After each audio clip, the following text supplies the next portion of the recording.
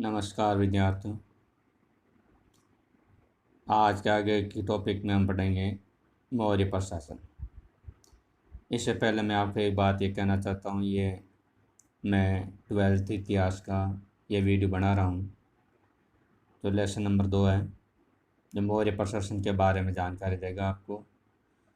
ये जो वीडियो आप जितना हो सके आप यूट्यूब पर ज़्यादा से ज़्यादा आप लाइक करें, शेयर करें और सब्सक्राइब करें। आपके मिलने वाले कोई अन्य कोई विद्यार्थी हैं उनको भी ये सब्सक्राइब करें, ताकि ये इतिहास का जो लेसन जो चल रहे हैं तो उनको भी फ़ायदा मिल सकें। इसलिए मैं आपसे कह रहा हूँ, निवेदन कर रहा हूँ कि ज़्यादा से ज़्यादा आप इस मेरा जो चैनल है यूट्यूब का, इसको आप ज़्यादा से ज़्यादा शेयर कराएं और सब्सक्राइब कराएं, ताकि आपको भी फ़ायदा हो और अन्य जो विद्यार्थी हैं जिनकी इतिहास ले रखी है उनको भी फ़ायदा हो, और ताकि मेरा भी ये मनोबल बढ़ता रहे कि भाई मेरा वीडियो जो चल रहा है वो ज़्यादा से ज़्यादा सब्सक्राइब हो रहा है, शेयर हो रहा है, लाइक कर रहे हैं, ताकि मैं ज़्यादा से ज़्यादा ये वीडियो बनाकर आपको जो जितना मेरे से बन सकता है मैं आपको वीडियो बना करके भेजूँगा।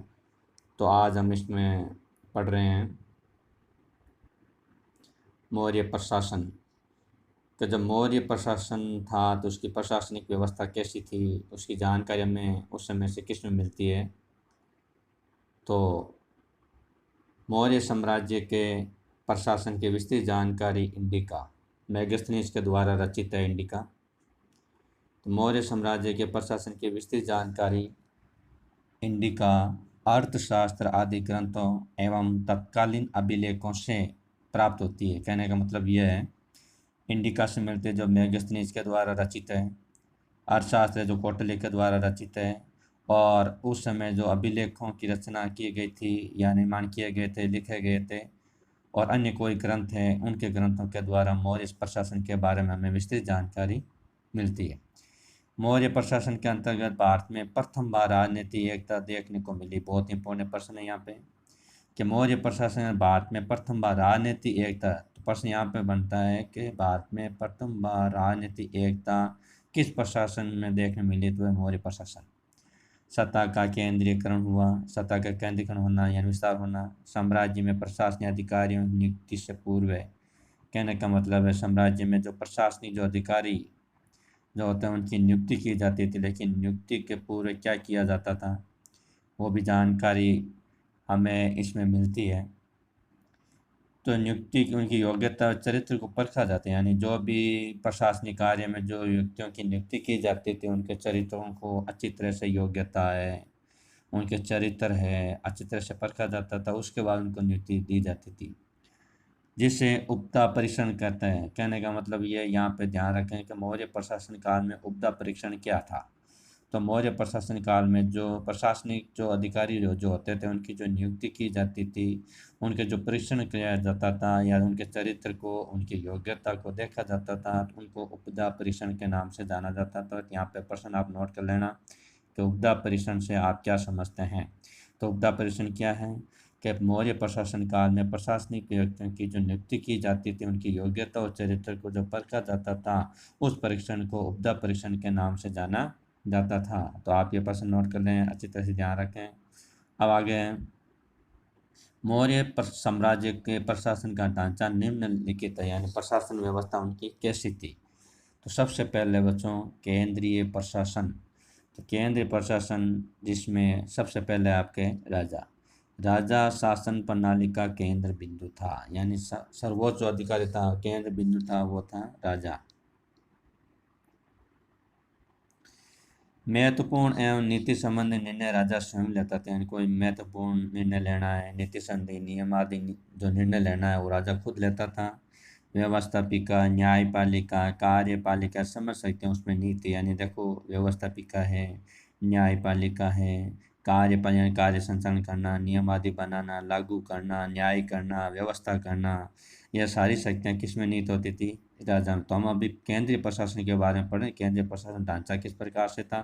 तो सर्वोच्च सत्ता जो हाथ में थी वो किसके हाथ में थी? राजा के हाथ में थी। यानी प्रमुख केंद्र बिंदु कौन था? राजा था। और उसमें नीति संबंधी है या निर्णय संबंधी जो राजा खुद लेता था, व्यवस्थापिका है, न्यायपालिका है, कार्यपालिका है, समझ सकते हैं किसके हाथ में होती थी? राजा के हाथ में। अब आगे का जो इसमें बिंदु है बच्चों वो है परिषद।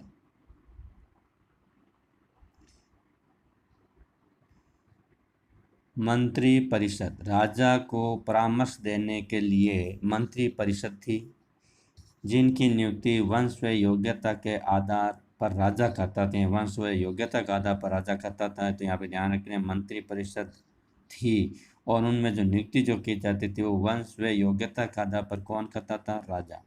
अंतिम निर्णय अधिकार राजा का था। यानी मंत्री जो परिषद में जो सदस्य होते थे सलाह दे सकते थे मंत्री, लेकिन अंतिम निर्णय करने का अधिकार जो था वो राजा को था। एक आंतरिक परिषद होती थी जिसमें मंत्रिण कहा जाता था। यानी कि मंत्री परिषद में आंतरिक एक परिषद होती थी जिन्हें क्या कहा जाता था? मंत्रिण, जिसके 3-4 सदस्य होते थे। जो महत्वपूर्ण विषयों पर राजा मंत्रियों से परामर्श करता था। यहाँ 3-4 सदस्य होते थे मंत्रिण में। जो महत्वपूर्ण जो विषय होते थे उन पर राजा मंत्रियों से परामर्श करता था, सलाह लेता था कि भाई ये कार्य उचित रूप से करें या नहीं करें। उसके बाद में बच्चों पॉइंट है आपके अधिकारी, कि भाई अधिकारी क्या थे, कितने होते थे, क्या काम करते थे, उनकी क्या कार्यशैली थी। अधिकारी शेष राज्य अधिकारी जो संख्या में 18 थे उन्हें तीर्थ कहा जाता था। बहुत ही इंपॉर्टेंट प्रश्न है, तीर्थ क्या है? यानी मौर्य प्रशासन काल में केंद्रीय प्रशासन व्यवस्था में जो शेष जो अधिकारी होते थे जिसमें 18 सदस्य होते थे, यानी राज्य अधिकारी कितने होते थे? 18। उन्हें किस नाम से जाना जाता था? तो उन्हें तीर्थ के नाम से जाना जाता था। तो आप अच्छी तरह से ध्यान में रखें कि शेष राज्य अधिकारी जो संख्या 18 थी उन्हें क्या कहा जाता था? तीर्थ। मौर्य प्रशासन काल में केंद्रीय प्रशासन व्यवस्था में शेष जो राज्य अधिकारी जो होते थे वो 18 होते थे, उन्हें क्या कहा जाता था? तीर्थ। वे केंद्रीय विभागों का कार्यभार देखते थे जिन्हें कोषाध्यक्ष, कर्मांतिक, समाहर्ता, पुरोहित, सेनापति प्रमुख थे। अच्छी तरह ध्यान रखना, ये मुख्य केंद्रीय विभागों का कार्यभार देखते थे, उनके प्रमुख ये अध्यक्ष अधिकारी होते थे। कोषाध्यक्ष है, कर्मांतिक है, समाहर्ता है, पुरोहित है, सेनापति है। इसके अतिरिक्त अर्थशास्त्र में 27 अध्यक्षों का उल्लेख मिलता है जो राज्य की आर्थिक गतिविधियों का नियमन करते थे। वे कृषि, व्यापार, वाणिज्य, बाट माप, कताई, बुनाई, खान, वनों आदि का नियमन अर्थात नियंत्रण करते थे। तो ये जो प्रमुख अधिकारी होते थे उन अधिकारियों को मौर्य प्रशासन काल में तीर्थ के नाम से जाना जाता था और इनके अलग अलग विभाग होते थे और विभागों के आधार पर वो अपना कार्य का विभाजन करके और कार्य का संचालन करते थे, नियमन करते थे और नियंत्रण करते थे। अब आगे बच्चों नगर प्रबंध। वह नगर प्रबंध कैसा था, क्या था? तो नगर प्रबंध हेतु 5-5 सदस्य की 6 समितियां होती है। यानी 6 समितियां होती, हर एक सदस्य में कितने सदस्य होते थे? 5। यानी एक समिति में 5 सदस्य, 6 समितियां होती थी और हर एक समिति में 5-5 सदस्य होते थे। जो विभिन्न कार्य यानी भी कई प्रकार के जो कार्य होते थे, उद्योग एवं शिल्प, विदेशियों, जनगणना, वाणिज्य, व्यापार, निर्मित वस्तुओं की देखभाल, बिक्री कर आदि के नियमन, विपणन एवं रख रखाव का कार्य करते थे। अलग अलग विभाग होते थे और समितियां होती थी। प्रत्येक समिति में 5-5 सदस्य होते थे और 6 समितियां थी जो इनके अलग अलग कार्य होते थे, उन कार्यों का वो संचालन करते थे। अर्थशास्त्र के अनुसार नागरिक, नाम याद रखना, अर्थशास्त्र के अनुसार नागरिक नगर प्रशासन का अध्यक्ष। यानी मौर्य प्रशासन काल में अर्थशास्त्र के अनुसार नागरिक क्या होता था? तो नगर प्रशासन का जो अध्यक्ष होता था उन्हें नागरिक कहा जाता था। यानी कि मौर्य प्रशासन काल में नगर प्रशासन का जो अध्यक्ष होता था उन्हें नागरिक कहा जाता था। 1 नंबर का प्रश्न इम्पोर्टेंट है, नोट करिएगा। और गोप तथा स्थानीय उससे सहायता का कर्मचारी थे। यानी गोप स्थानीय जो स्थानिक जो होते थे वो उनके क्या करते थे? सहायता संबंधी कार्य करते थे। वो कर्मचारी थे जो उनकी सहायता संबंधी कार्य करते थे। अब आगे बच्चों इसमें सेना में देखिए, सैन्य विभाग का सबसे बड़ा अधिकारी सेनापति होता था। यानी सैन्य विभाग का सबसे बड़ा अधिकारी क्या कहलाता था? सेनापति। सेना की 6 शाखाएं थी, जो क्रम से पैदल है, अश्व है, हाथी है, रथ है, यातायात है, नौसेना से विभक्त थी। यानी देखो, पैदल चलने वाली सेना, अश्व यानी घोड़े पर चलने वाली घुड़सवार वाली सेना, हाथी पर सवार होकर चलने वाली सेना, रथों में सवार होकर चलने वाली सेना, यातायात साधनों पर चलने वाली सेना, और नौसेना में यानी नाव में चलने वाली सेना। इस प्रकार से विभक्ति 5-5 सदस्यों की समिति उनकी देख रेख करती हैं। 5-5 सदस्यों की समितियाँ होती थी जो उनकी देख रेख करती थी।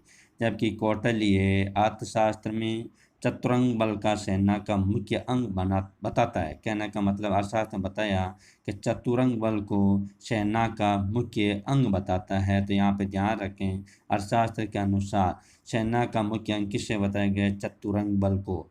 और नायक युद्ध क्षेत्र में सेना का नेतृत्व करने वाला अधिकारी होता है। नायक क्या था कि युद्ध क्षेत्र जहाँ युद्ध होता था उस क्षेत्र में सेना का जो नेतृत्व करने वाला जो अधिकारी होता था उन्हें नायक के नाम से जाना जाता था। बहुत इम्पोर्टेंट है बच्चों, इसका प्रश्न बोर्ड के एग्जाम में आता है, आप इसलिए अच्छी तरह से आप ध्यान रखें। अब है गुप्तचर व्यवस्था, यानी छाना छुपके का ना मारवाड़ी भाषा में, क्या छाना छुपके ध्यान रख उनकी व्यवस्था कायम है। तो गुप्तचर व्यवस्था भी मौर्य प्रशासन काल में बहुत अच्छी थी, सुदृढ़ थी। तो प्रशासन तंत्र के साथ साथ गुप्तचर्या का भी विस्तृत जाल बिछाने गुप्तचर होते थे, जो छुप छुपा करके जो गुप्त बातें होती थी वो बातें ग्रहण करते थे, लाते थे और राजा को बताया जाता था। उनके बीच गुप्तचर होते थे जो मंत्रियों से लेकर के आम जनता की गतिविधियों पर नजर रखते, यानी मंत्रियों पर भी रखते, उनके राजा के नियंत्रण में जो काम करते थे। मंत्री परिषद के सदस्य जो होते थे, नगर के जो होते थे, अन्य अधिकारी जो होते थे, और वहाँ से लेकर के जो प्रशासन, उनके जो राज्य में रहने वाले जो आम जनता जो होती थी, उन गतिविधियों पर सारे ये गुप्तचर नजर रखते थे। गुप्तचरों को संस्था व संचार नाम से पुकारा जाता था। बहुत इम्पोर्टेंट है कि मौर्य प्रशासन काल में गुप्तचरों को किस नाम से भी पुकारा जाता था? तो संस्था और एवं संचार नाम से पुकारा जाता था। बहुत इम्पोर्टेंट है, जो 1 नंबर का प्रश्न इसमें ये आता है कभी कभी, इसलिए आप विस्तृत तौर से ध्यान रखें। अब है न्याय। न्याय क्या? धर्म, व्यवहार, चरित्र एवं राज शासन न्याय संहिता के स्रोत हैं। धर्म से, व्यवहार से, चरित्र हैं और राज शासन न्याय संहिता के स्रोत हैं।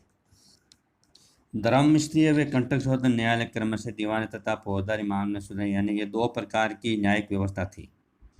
यह 10th क्लास में भी है बच्चों, इसलिए आप ध्यान दें कि भाई मौर्य प्रशासन काल में न्याय व्यवस्था कितनी प्रकार की थी। तो एक है आपके धर्म स्तरीय, दूसरे कंटक शोधन न्यायालय क्रम से दीवानी तथा फौजदारी मामले सुलझाते थे। न्यायपीठ पद्धति विद्यमान थी, यानी न्यायपीठ होती जो पद्धति है विद्यमान थी। राजा सर्वोच्च न्यायाधीश, यानी जो भी उचित निर्णय लेना होता था वो राजा खुद लेता था, अर्थात न्यायाधीश वो खुद होता था। राजूक, व्यवहारिक आदि न्यायिक अधिकारी थे। आप देखो, यहाँ प्रश्न पूछा जाता है कि एक तो आप ये ध्यान रखें कि मौर्य प्रशासन काल में जो उचित न्याय करने का अधिकार किसको था? सर्वोच्च न्यायाधीश कौन होता था? तो बच्चों राजा ही होता था। अब प्रश्न दूसरा यूं पूछते हैं कि मौर्य प्रशासन काल में न्याय व्यवस्था करने के लिए न्यायिक अधिकारी जो होते थे उन्हें किस नाम से पुकारा जाता था? राजुक। क्या नाम था? राजुक। जो व्यवहारिक आदि न्यायिक अधिकारी थे। संग्रहण एवं द्रोणमुख स्थानीय एवं जनपद स्तर के न्यायालय होते थे। अलग अलग न्यायालय व्यवस्था होती थी। संग्रहण, द्रोणमुख, स्थानीय एवं जनपद स्तर के न्यायालय होते थे। जो दंड व्यवस्था अत्यंत कठोर होते हैं, दंड व्यवस्था जो थी उनकी बहुत ही कठोर होती थी। उनको दंड दिया जाता, देशद्रोही होने पर उनको देश से निकाला भी जा सकता था। अंग भंग का भी दंड व्यवस्था इसके अंदर थी, और पण आदि उसमें मुद्रा ये जुर्माना वसूल किया जाता था। अब आगे बच्चों हैं राजस्व प्रशासन के। भाई राजस्व प्रशासन क्या था? राजस्व नाम आता है तो हमें पता चल जाता है कि भाई राजस्व क्या होता है। टैक्स, टैक्स लेने की क्या व्यवस्था थी और क्या अधिकारी होते थे, कौन लेते थे? देखिए, राजस्व प्रशासन समाहर्ता, बहुत इंपॉर्टेंट है कि प्रश्न साफ साफ बोर्ड के एग्जाम में ये आता है। समाहर्ता से आप क्या समझते हैं? तो बच्चों, समाहर्ता राजस्व विभाग का प्रमुख अधिकारी था। दुर्ग, राष्ट्र, व्रज, सेतु, वन, खाने, आयात निर्यात आदि राजस्व प्राप्ति के मुख्य स्रोत है। कहने का मतलब है समाहर्ता राजस्व विभाग का प्रमुख अधिकारी था, जिसमें दुर्ग है, राष्ट्र है, व्रज है, सेतु है, वन है, खाने हैं, आयात निर्यात आदि से राजस्व प्राप्ति के मुख्य स्रोत हैं। सन्निधाता राजकीय कोष का मुख्य अधिकारी होते हैं, यानी राजकीय कोष का जो मुख्य जो अधिकारी होता था उसे किस नाम से जाना जाता था? सन्निधाता। तो बच्चों, समाहर्ता और सन्निधाता से आप क्या समझते हैं? मौर्य प्रशासन काल में समाहर्ता और सन्निधाता से आप क्या समझते हैं? तो मौर्य प्रशासन काल में राजस्व प्रशासन में समाहर्ता राजस्व विभाग का प्रमुख अधिकारी होता था और सन्निधाता राजकीय कोष का मुख्य अधिकारी होता था। बहुत इंपॉर्टेंट है, आप इसका विशेष तौर से ध्यान रखें। अब है बच्चों आगे जनोपयोगी कार्य। मौर्य साम्राज्य में जनोपयोगी सेवाओं में सिंचाई, सड़क, सराय, चिकित्सा आदि को महत्व दिया गया था, यानी जनता के उपयोगी संबंधी कार्य इसमें किया जाता था, जिसमें सड़कें का निर्माण करना और चिकित्सा का निर्माण करना, चिकित्सालय यानी अस्पताल आदि की स्थापना करना, इस प्रकार की व्यवस्था इसके अंदर की गई और जिसकी व्यवस्था प्रशासनिक अधिकारी करते थे, जिनकी व्यवस्था प्रशासन अधिकारी करते थे, इनकी देख रेख में ये कार्य होते थे। तो आज हमने बच्चों पढ़ा केंद्रीय प्रशासन, कल हम पढ़ेंगे प्रांतीय प्रशासन का वीडियो बनाऊंगा। लेकिन आज मैंने जो ये केंद्रीय प्रशासन व्यवस्था के बारे में जो वीडियो बनाया है, आप इनका अच्छी तरह से ध्यान दें और इसका जितना भी प्रश्न बनते हैं बनाए। काफ़ी इसके अंदर आज प्रश्न आए, महत्वपूर्ण प्रश्न है, आप इनका अच्छी तरह से अध्ययन करके आप उसका प्रश्न का निर्माण करें। धन्यवाद।